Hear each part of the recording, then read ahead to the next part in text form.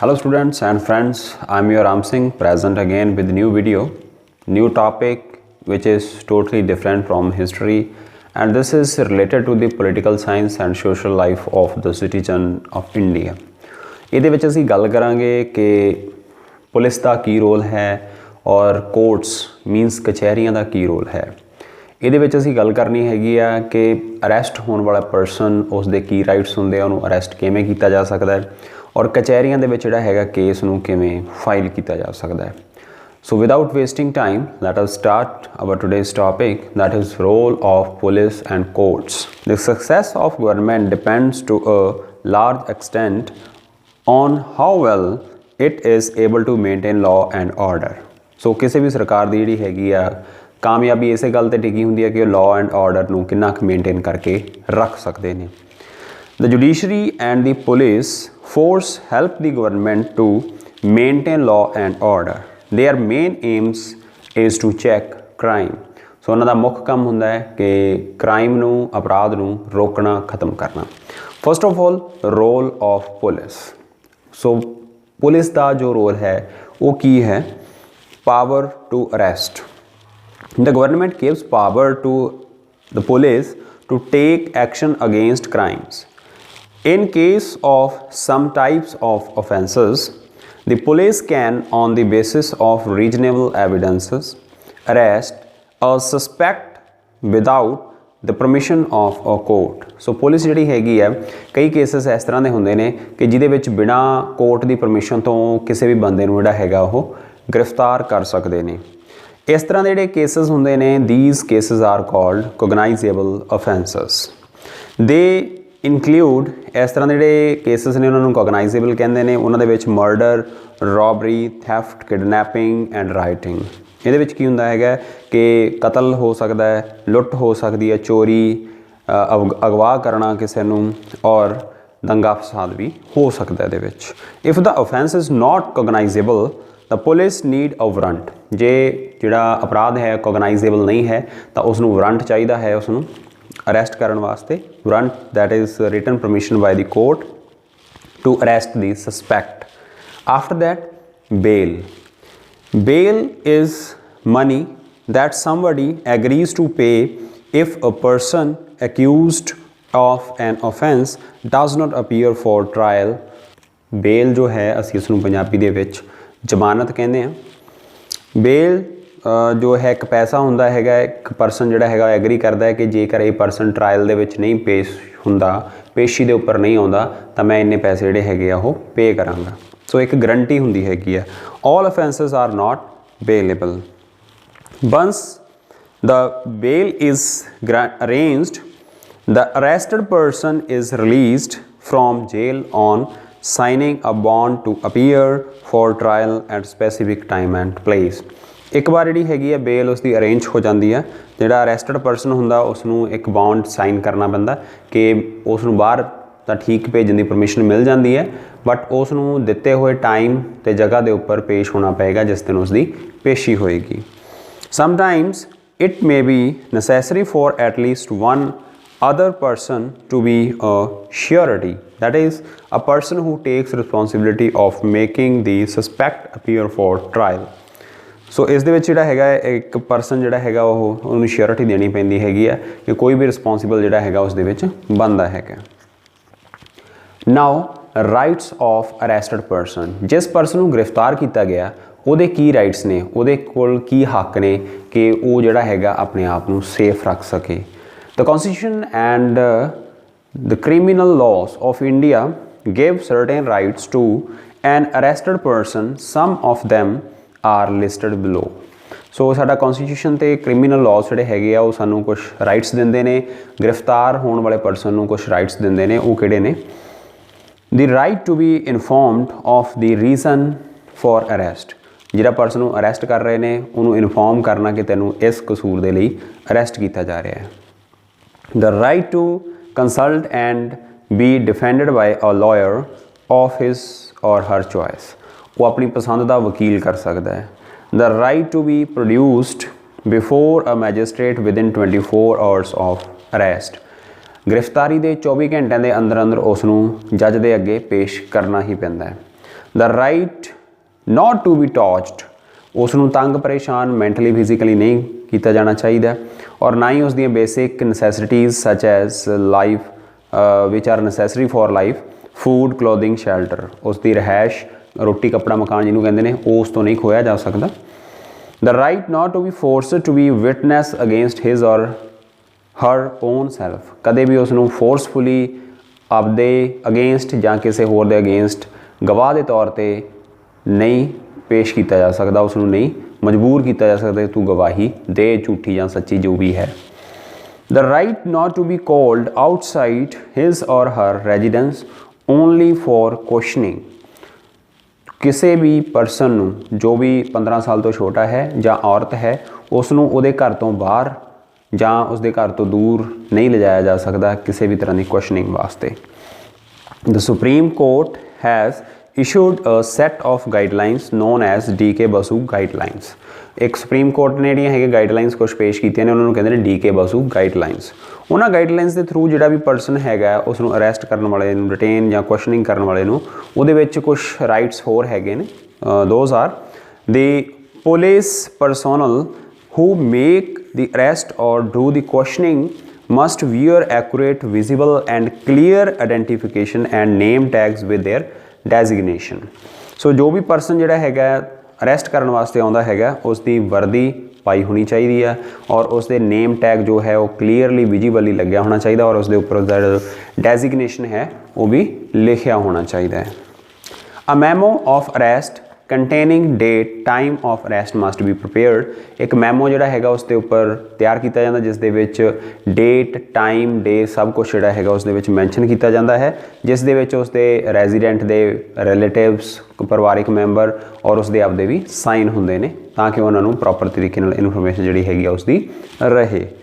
The arrested person has the right to inform a relative or wellwisher about the arrest, the place of custody if the arrest memo is attested by someone other than a relative। सो ਜਿਹੜਾ ਹੈਗਾ arrested person ਦੇ ਕੋਲ right ਹੁੰਦਾ ਹੈ ਕਿ ਉਹ ਆਪਣੇ ਵੈਲਵਿਸ਼ਰ ਜਾਂ ਰਿਲੇਟਿਵ ਨੂੰ ਇਨਫੋਰਮ ਕਰੇ ਜੋ ਵੀ ਉਸ ਦੇ ਨਾਲ ਰਿਲੇਟਡ ਹੈ, ਜੇਕਰ ਉਸ ਦੀ ਗ੍ਰਿਫਤਾਰੀ ਸਮੇਂ ਕੋਈ ਜਿਹੜਾ ਅਰੈਸਟ ਮੈਮੋ ਹੈ ਉਸ ਨੂੰ ਸਾਈਨ ਕੋਈ ਹੋਰ ਕਰਦਾ ਹੈਗਾ, ਮਤਲਬ ਉਸ ਟਾਈਮ ਤੇ ਇੱਕ ਕਾਗਜ਼ ਤਿਆਰ ਕੀਤਾ ਜਾਂਦਾ ਉਹਦੇ ਉੱਪਰ ਸਾਈਨ ਹੁੰਦੇ ਨੇ ਉਸ ਦੇ ਰਿਲੇਟਿਵ ਦੇ ਜਾਂ ਉਸ ਦੇ ਕਿਸੇ ਪਰਿਵਾਰਿਕ ਮੈਂਬਰ ਦੇ। और जेकर वो परसन जोड़ा है उसका वैलविशर दूर रहिंदा है डिस्ट्रिक्ट या टाउन तो बाहर है तो उसनूं 8 तो 12 घंटिया के जोड़ा है उसनूं इन्फॉर्म करना पैंदा है, वो पुलिस की जिम्मेवारी होंदी है। Injuries if any on body of arrested person should be examined on request and recorded at the time of arrest, जेकर किसी परसन दे जिसनूं अरैसट किया जा रहा उसके शरीर के उपर कोई निशान है या कोई सट लगी है तो वह भी एग्जामिन होनी चाहिए और रिकॉर्ड भी होनी चाहिए कि जो इन्होंने अरैसट किया तो इसदे ये सट लगी हुई सी, ये निशान सी या ये इसनूं प्रॉब्लम सी, और उसनूं सरकारी डॉक्टर द्वारा 48 घंटे बाद एग्जामिन किया जाना चाहिए, उसका मुआयना जोड़ा है वो करते हैं ने।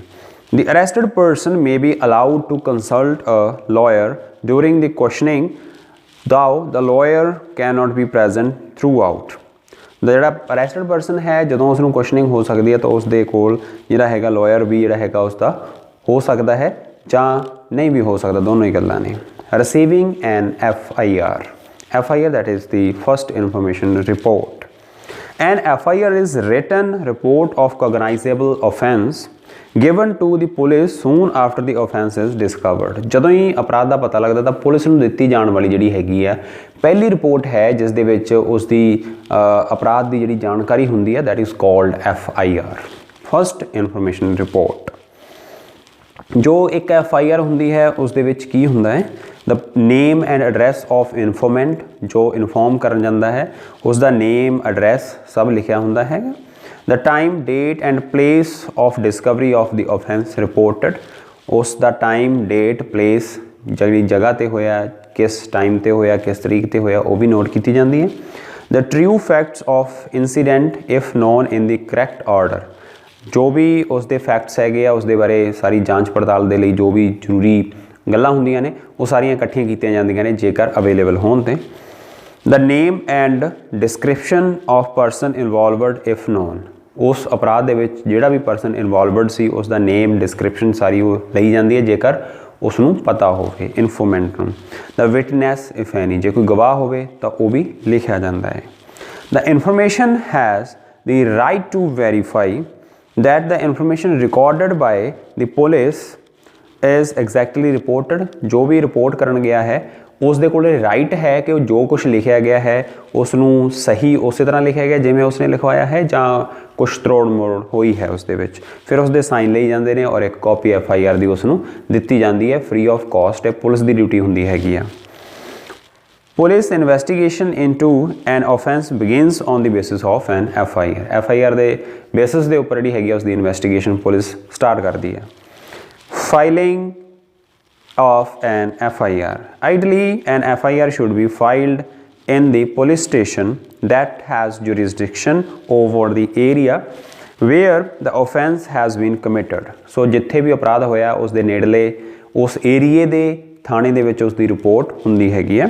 But this is not essential, ये कोई जरूरी नहीं हुंदा कि उत्थे ही होनी है। An FIR may be filed in any police station, किसी पुलिस स्टेशन च हो सकती है।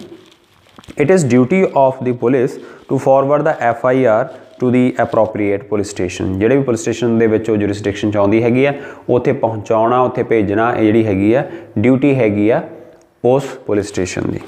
Not accepting an FIR is illegal। Not accepting FIR ਲਿਖਣ ਤੋਂ ਮਨਾ ਕਰਨਾ illegal ਹੁੰਦਾ ਹੈ ਪੁਲਿਸ ਦੇ ਲਈ। It is compulsory for the police to accept any FIR। Refusing to file an FIR illegal, जे कोई मना करता तो इलीगल है, गैर कानूनी है, तो कोई भी FIR लिखवाउण तो मना नहीं कर सकता। If a police station does refuse to file an FIR, जेकर तो मना हुंदा है, द इन्फॉर्मेंट जो भी लिखवाउण गया है वो send the report in writing and by post to the superintendent of police concerned or file a private complaint in a suitable court or a make complaint to the Human Rights Commission। सो तीन जगह ते जा सकता है, post दे through SP जो superintendent of police है उसनूं भेज सकता है, जां प्राइवेट कंप्लेंट जिहड़ी हैगी सूटेबल कोर्ट दे विच भेज सकता है, जां फिर जिहड़ी हैगी ह्यूमन राइट्स कमीशन नूं रिपोर्ट दे सकता है।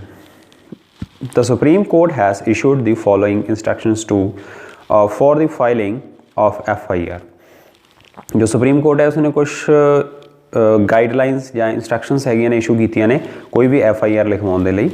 A police station must accept an FIR even if the reported offence has been committed outside the area under the police station's jurisdiction।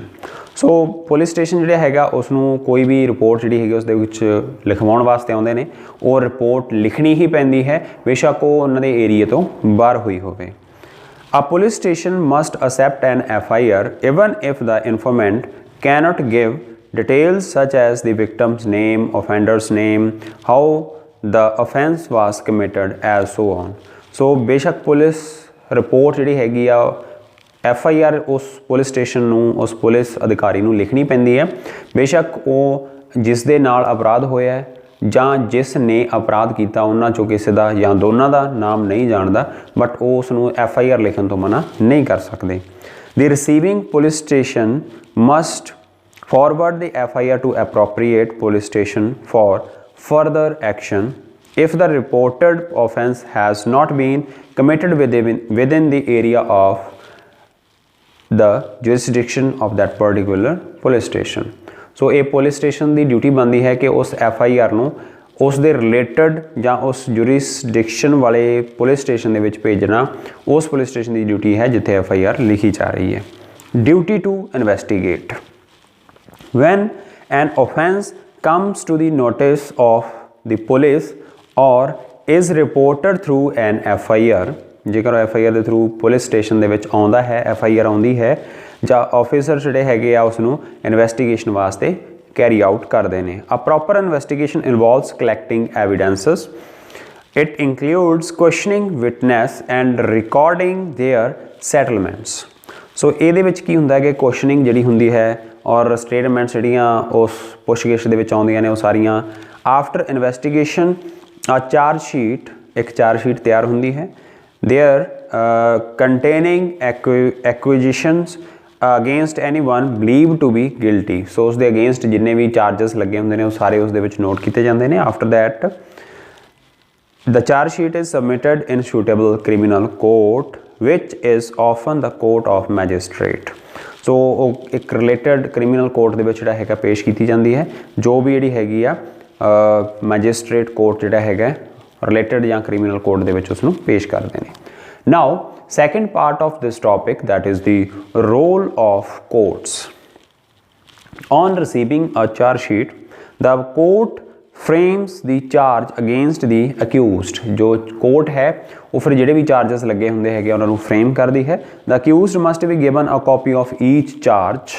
हर एक चार्ज शीट की जिहड़ी हैगी कॉपी अक्यूज्ड जो भी गलती वाला बंदा है जां जिसनूं गिरफ्तार करना है जां गिरफ्तार होया है उसनूं दित्ती जाती है। The FIR and the statement of people questioned by the police, the accused may plead not guilty। So जो भी accused है दोषी है वो मना कर सकता है कि मैं ये गुनाह नहीं किया and ask for trial, और ट्रायल वास्ते भी कह सकता है। The accused has the right to be defended by a lawyer of his or her choice। वो अपनी मर्जी का लॉयर जो है वकील है उन्होंने कर सकते हैं। A lawyer who defends an accused in court is called defense lawyer। So जो भी डिफेंड करता है उसनूं that is called defense lawyer। If the accused is too poor, जिहड़ा दोषी है वो बहुत गरीब है जां कोई भी लॉयर नूं हायर करने वास्ते मुश्किल लगता है उसनूं जां बड़ी जिहड़ी हैगी उसकी प्रॉब्लम है financial problem, the court has a duty under Article 39A of the Constitution to appoint a defense lawyer who is paid by government। So article 39A दे विच लिखा होया है कि जो कोई परसन गरीब है वकील नहीं कर सकता तो सरकार अपने खर्चे ते उसनूं वकील करके दिंदी है।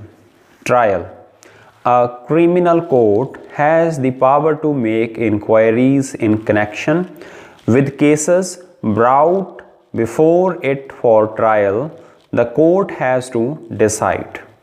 सो क्रिमिनल कोर्ट जी हैगी उसके कोल पावर है, ठीक है, इनकुआरीज़ दी और जिहड़े कनैक्शनस है केसिस दे विच उसनूं जिहड़ा हैगा ट्रायल दे विच लिआंदा जांदा हैगा। The court has to decide, जो कोर्ट है उसनूं डिसाइड करना पैंदा है whether the police investigation has been carried out properly or not. Police verification जो है इन्वेस्टिगेशन है हुई है वो प्रॉपर है या नहीं है। Whether the available evidence supports the charges brought by the police or not। जो अवेलेबल एविडेंसिस हैगे ने और जो चार्जेस लगे ने वो आपस दे विच मेल खांदे ने या एप्रोप्रीएट हैगे ने या नहीं हैगे ने। whether the evidence recorded by the police is real or not। जो एविडेंसिस आए ने वो सही ने या नहीं हैगे। After that, in criminal cases, the government is always the party that sues the accused। सो ਜਿਹੜੇ भी क्रिमिनल को केसिस होंगे ने उन्होंने गवर्नमेंट जो है वो जो है एक गवर्नमेंट एक पार्टी है, वन पार्टी जी स्यू करती है accused person. A lawyer who represents the government in court is called a public prosecutor. और जो सरकारी वकील होंदा है that is called public prosecutor. Public prosecutor are appointed by government. At the end of the trial the जज gives the verdict. जो trial खत्म होता है तो जज जिहड़ा हैगा अपना फैसला सुनाता है।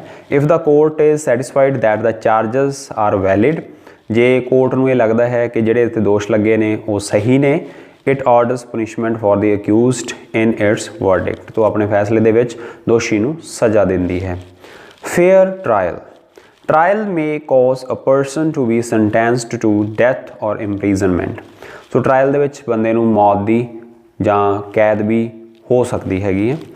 In other words it may take always the person's life personal freedom, ये भी हो सकता है। Article 21 of constitution which grants the right to life and liberty.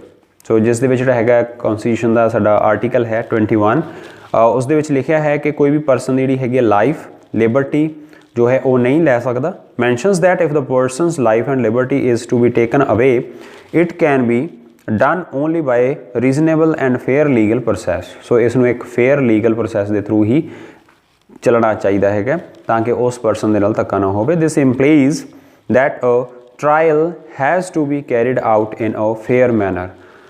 A fair trial requires the following conditions to be fulfilled. एक fair trial ਦੇ ਵਾਸਤੇ कुछ शर्तां ਹੁੰਦੀਆਂ ने, ਕਿਹੜੀਆਂ शर्तां ਹੁੰਦੀਆਂ ने?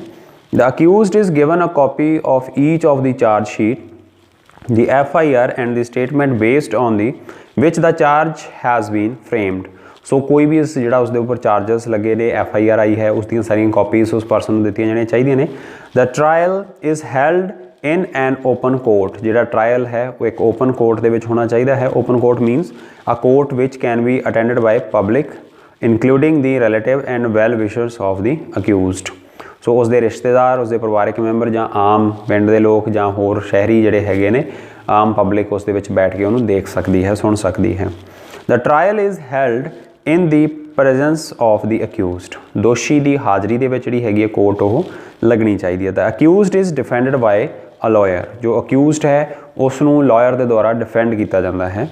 The defence lawyer is allowed to question the witness presented by the public prosecutor and also allowed to present his or her own witness. सो जो भी जिहड़ा हैगा डिफेंस लॉयर है उसनूं ये राइट हुंदा हैगा कि जो भी पब्लिक प्रोसीक्यूटर है उसनूं सवाल पूछे, जो भी दोष उसके अगेंस्ट लगे ने उसके अगेंस्ट या उसकी जिहड़ी हैगी है जो भी जांच पड़ताल है वो कर सके. The case is decided impartially only on the basis of available evidences. So मौजूदा सबूतों के आधार पर ही जिहड़ा हैगा केस जिहड़ा हैगा लड़िया जाता है और उसनूं इंपार्शली निरपक्ष तरीके नाल लड़िया जाता है. Role of public prosecutor. The purpose of trial is to find out whether the accused is guilty or innocent. जो ट्रायल दे विच है जिहड़ा परसन है उसकी कसूरवारता या बेकसूरता जिहड़ी हैगी साबित करनी हुंदी है. In the trial the public प्रोसीक्यूटर presents the government not the police. जो ट्रायल है उस दे विच जो पब्लिक प्रोसीक्यूटर है वो गवर्नमेंट नूं रिप्रजेंट करता है ना कि पुलिस नूं. The public prosecutor's duty to act in the interest of justice. या पब्लिक प्रोसीक्यूटर है उसकी ड्यूटी होंगी है कि वो न्याय के हक च खड़े ना कि किसी पुलिस या सरकार के हक च खड़े. The ideal public prosecutor is not concerned about getting the accused punished. जो एक आइडल पब्लिक प्रोसीक्यूटर होंदा है उसकी ये ड्यूटी नहीं होंदी कि उसने सिर्फ दोषी नूं सज़ा दिवाउणी है. उसकी ड्यूटी होंदी है कि उसनूं न्याय दिवाउणा है. Getting the accused punished but only helps the court find out the truth. So public prosecutor की ड्यूटी हैगी है कि की सच है की गलत है उसनूं फाइंड आउट करना हुंदा है. So with this our today's video completes here. See you again in new video with new topic, new knowledge. Thank you. Have a nice day.